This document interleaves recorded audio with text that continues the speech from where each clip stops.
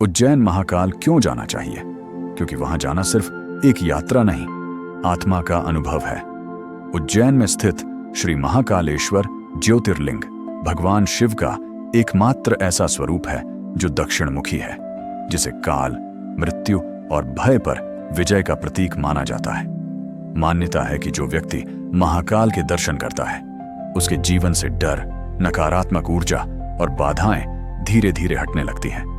महाकाल के दर्शन से इंसान को यह एहसास होता है कि समय सबसे बड़ा सत्य है और जो शिव के शरण में है उसे काल भी छू नहीं सकता।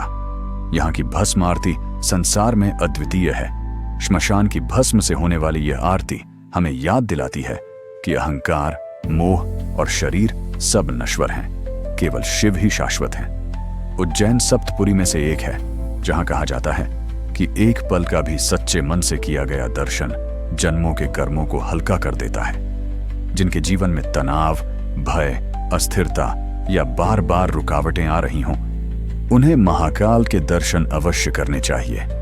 महाकाल सिर्फ मनोकामनाएं पूरी नहीं करते, वह इंसान को भीतर से बदल देते हैं। इसीलिए कहा जाता है, महाकाल के दर पर गया हुआ व्यक्ति कभी अकेला नहीं रहता।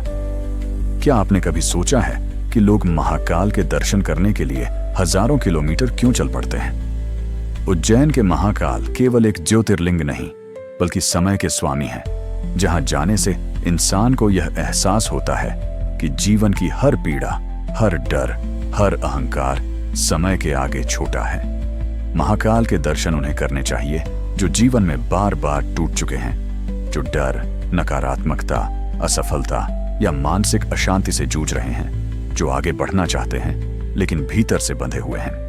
कहते हैं कि जब कोई सच्चे मन से महाकाल के सामने खड़ा होता है तो उसका डर पीछे रह जाता है, आत्मविश्वास जागता है और सोच बदलने लगती है।